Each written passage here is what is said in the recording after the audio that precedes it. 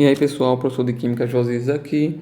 Voltando para o assunto de classificação das cadeias, pessoal, agora a gente vai enfatizar a classificação das cadeias nos compostos fechados. Lembrando, para quem tiver curiosidade, né, essa tabela aqui ela se encontra no livro de Marta Reis e eu creio que seja da última edição.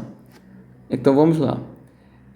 Vamos falar agora sobre a classificação das cadeias fechadas. Lembrando que essas cadeias fechadas, pessoal, elas já vão se subdividir em dois grupos, que são as cadeias fechadas aromáticas e as cadeias fechadas alicíclicas. Qual a diferença, professor? Aqui as cadeias aromáticas, elas possuem pelo menos um núcleo aromático. E as cadeias alicíclicas, elas não possuem esse núcleo aromático. E, professor, o que seria esse núcleo aromático que o senhor está falando? Gente, é fácil a gente visualizar aqui, né? O núcleo aromático, pessoal, vai ser um composto fechado que vai possuir 6 carbonos, como vocês estão vendo aqui, ó. Além de possuir esses 6 carbonos, vamos também observar uma alternância de ligações simples e duplas. Como assim, professor? Eu vou ter uma ligação simples aqui, uma ligação dupla, uma ligação simples, uma ligação dupla, uma ligação simples, uma ligação dupla.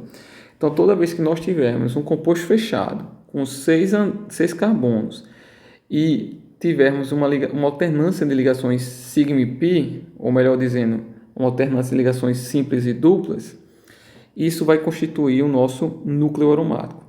Posteriormente, gente, a gente vai estudar sobre, na parte de hidrocarbonetos, a parte dos compostos aromáticos, tá bom? A gente vai ver outros tipos de compostos aromáticos, a questão da propriedade da ressonância, que é muito importante, tá bom? Mas posteriormente. Então, isso aqui seria o nosso núcleo aromático, tá bom, pessoal? Então, vamos ver agora essa subdivisão dos compostos aromáticos. Então, vamos ter o seguinte, vamos ter os mononucleares, os polinucleares. Qual a diferença? Os mononucleares, gente, possuem apenas um núcleo aromático, como vocês estão vendo, só esse anelzinho aqui. Já os polinucleares possuem mais de um núcleo aromático, 2, 3, 4 e assim por diante, tá bom? Outra observação interessante, ó, vou passar aqui para vocês. Esses compostos aromáticos polinucleares, eles ainda vão se subdividir em polinucleares isolados e em polinucleares condensados. Qual a diferença, professor? A diferença mais visível é que os polinucleares isolados, os anéis aromáticos vão estar separados. Vocês estão vendo aqui, ó, bem separadinhos. Já os polinucleares condensados, eles vão estar juntinhos, ó. Vocês estão vendo aqui, ó. E ele até enfatiza aqui também que os polinucleares condensados, os núcleos aromáticos vão possuir átomos de carbonos comuns. Como assim, professor? Bem rapidão aqui, né? Eles vão possuir carbonos que vão pertencer, perdão, deixa eu voltar aqui bem rapidão aqui. Vão pertencer tanto ao anel quanto ao outro, né? Por estarem juntos, né? Esse carbono, por exemplo, vai estar pertence tanto a esse anel quanto a esse anel aromático aqui. Esse de baixo também, ó, ele pertence tanto a esse anel aromático quanto a esse anel aromático aqui. Então, os condensados, deixa eu ajeitar aqui, os condensados, os anéis aromáticos vão estar juntinhos, como eu mostrei aí, e por isso os carbonos vão estar entre os dois anéis, né? E os isolados não, vão estar bem separadinhos, como vocês estão observando. Então, é bem tranquilo, né? Então, mononuclear, um anel, polinuclear, 2 ou mais, polinuclear isolado vão estar separados e polinuclear condensados vão estar juntos, né? Como vocês visualizaram aqui. E para terminar essa parte dos compostos fechados, vamos falar agora sobre os compostos fechados, as cadeias fechadas alicíclicas, tá bom? São as cadeias que não possuem anel aromático. Seria bem tranquilo, é bem tranquilo a gente entender.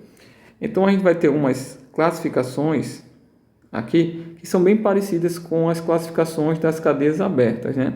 Vamos ter os compostos fechados. As cadeias fechadas saturadas, as cadeias fechadas insaturadas, as cadeias fechadas homogêneas, as cadeias fechadas heterogêneas, as cadeias fechadas normais e as cadeias fechadas ramificadas, né? Todas, no caso aqui, alicíclicas, né? Que não possuem o anel aromático.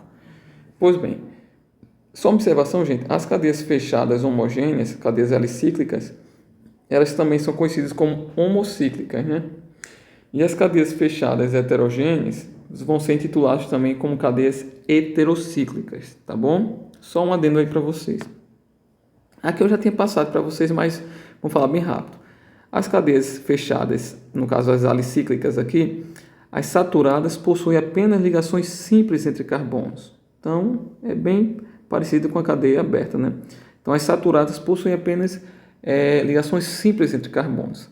As insaturadas possuem pelo menos uma ligação dupla ou pelo menos uma ligação tripla entre carbonos. Então, para ser uma cadeia fechada insaturada, eu vou ter que ter pelo menos uma ligação dupla ou pelo menos uma ligação tripla entre carbonos, tá bom?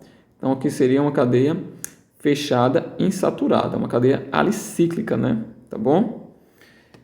Para as cadeias homogêneas, no caso homocíclicas aqui, eu não vou ter heteroátomo. Vocês estão vendo aqui, ó. Eu não tenho nenhum átomo diferente do carbono que se encontra entre dois carbonos. Já as cadeias heterocíclicas, as cadeias fechadas heterogêneas, eu vou ter um átomo diferente do carbono, no caso aqui é um enxofre, o S, e este átomo vai estar entre dois carbonos. E de fato ele vai estar aqui, né? Esse enxofre vai estar ligado a este carbono e a este. Então esse cara aqui vai ser intitulado como heteroátomo, átomo diferente do carbono que se encontra entre dois carbonos, tá bom? Então a cadeia fechada heterogênea, também chamada de heterocíclica, tá bom, gente? E para finalizar aqui, aí vai ter as cadeias fechadas, no caso a gente está falando exclusivamente das alicíclicas, né? As cadeias fechadas normais, que vamos ter apenas carbonos primários e secundários, e as cadeias ramificadas, né?